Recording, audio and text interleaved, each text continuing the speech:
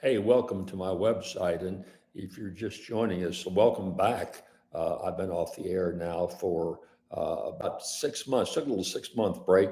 I had a vehicle accident that I did okay with. I totaled my car, I did okay with, but still it set me back. You know, when you shake up your whole body, it takes some time for you to respond, to get back in line with what you're doing. And so to get well, I came up to the North Carolina mountains where my family has a home. And if you see some in back of me, you can see the view that I see off my front porch every single day. A hot day here is 75 degrees. So actually, I'm using the time to recover.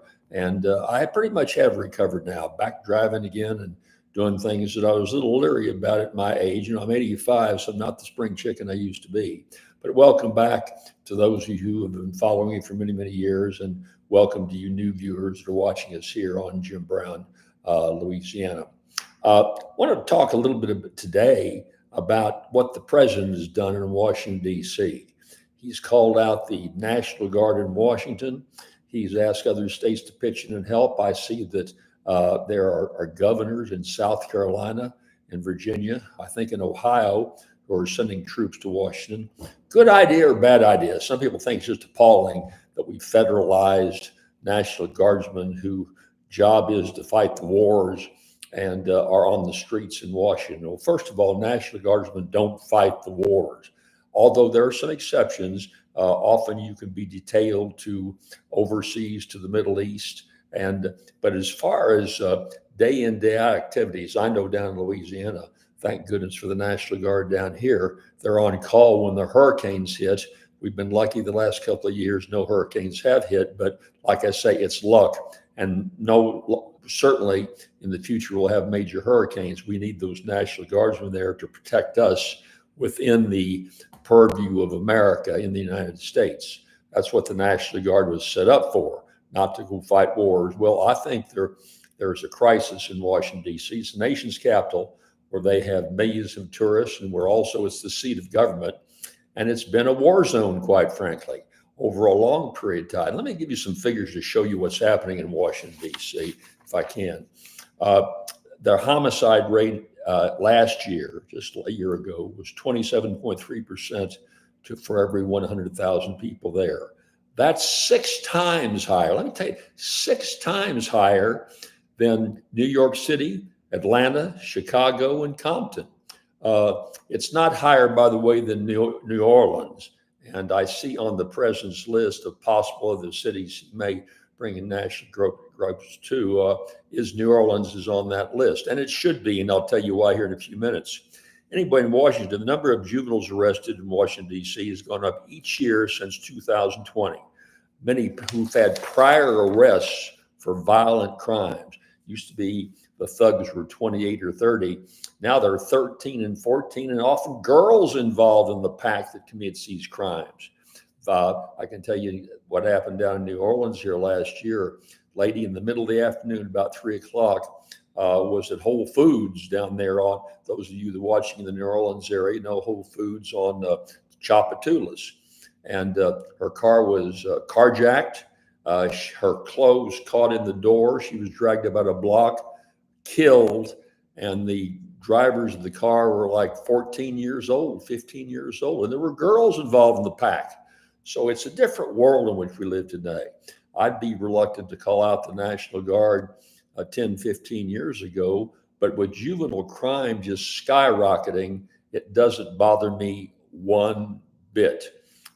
Give you some more circumstances here, some more, let's see, there were, so far in Washington, D.C. this year, there have been almost 16,000 crimes reported in Washington, D.C., and we're a little over halfway through the year. Vehicle theft is more than 3 times the national average, one of the most dangerous cities in America. Carjacks increased 547% between 2018 and last year. So it's crime-ridden in Washington, D.C., and I think we want to protect the nation's capital. Our lawmakers need to be safe, whatever their point of view is, philosophy is, whether you agree or disagree. We want safe lawmakers, a safe Supreme Court.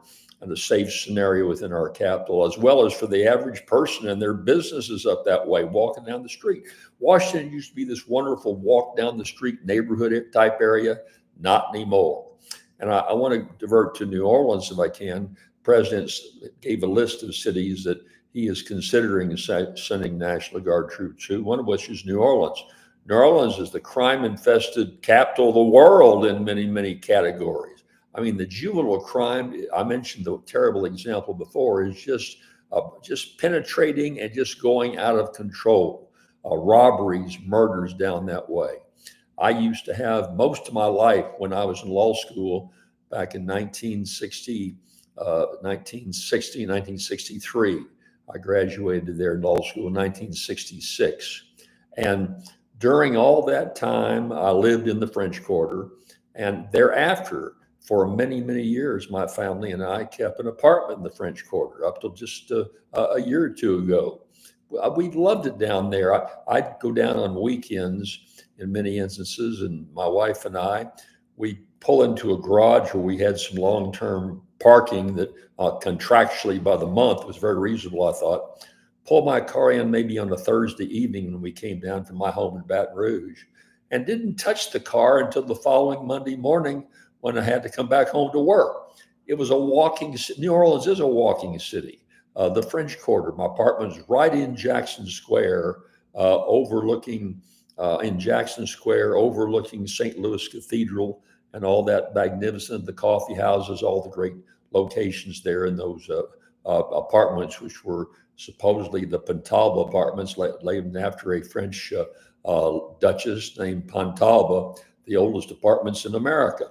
I love my apartment. I sit out on the balcony at night, maybe have a glass of wine, listen to the music coming from Jackson Square, all the musicians down that way. Well, it's changed dramatically now. It's crime-ridden down there. You wouldn't walk very far at all. It's dirty. The streets are dirty.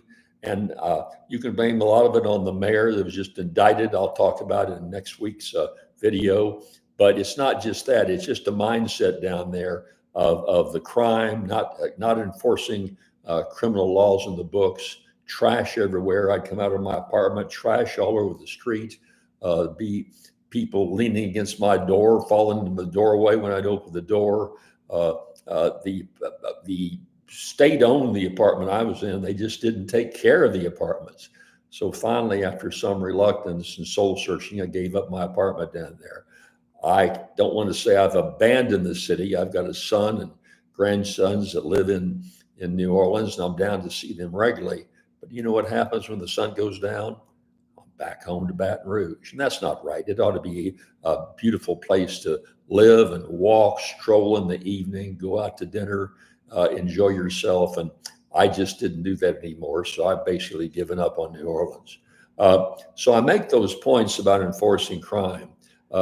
It's nothing I would ideally like to see, but in the scenario we are right now, I think the president's decision made good sense in Washington. And I'll tell you one more thing about New Orleans, by the way. After Katrina, I did a nationally syndicated radio program out of New Orleans. I did it 5 days a week on the air from 8 to 11 every day. And so often I drive back and forth. It was a tough drive as I got older. This is back 2005, 2010 in that area. And so I'd stay there. My father-in-law had an apartment down there, a very nice apartment. He and my mother-in-law had come to Baton Rouge after Katrina to stay with the kids for a while, but they kept their place in New Orleans. So that's where I'd stay. And it was right down by Canal Street, right by the Hilton Hotel, if you all know that range. They're off Poydras. And in the evening, I'd take a jog. I'd drive along I'd run along the levee down to the French Quarter, drop down the French Quarter because I want to get a bite to eat. 10 o'clock at night, there were National Guardsmen on the streets, often in the restaurant I'd go to. They'd be sitting there having a meal, a couple of them, and I'd always pick up the check for the National Guardsmen. But I never felt safer in my life when the National Guard's presence was there. The state police often were called in, their presence too. It made such a big difference in a city that is loved all over the world, tourists coming in worldwide, and it should be so much safer. And I hope under the new mayor coming up here soon, new policies and new cooperation on the federal level and the national level. If you got to have the National Guard in, bring them on in. Bring them on in. So, Mr. President, you're looking out for cities all over the country, and I applaud you for doing so. Hey, that's my commentary for this week. I'm glad you looked over my website. Katrina here, we're right on the anniversary, and I've written about Katrina in my column. Like I say, I was off the air for about 6 months, but I'm glad to be back, and I'm glad you've been tuning in here on the Jim Brown Network. Take care, and I'll talk to you next week.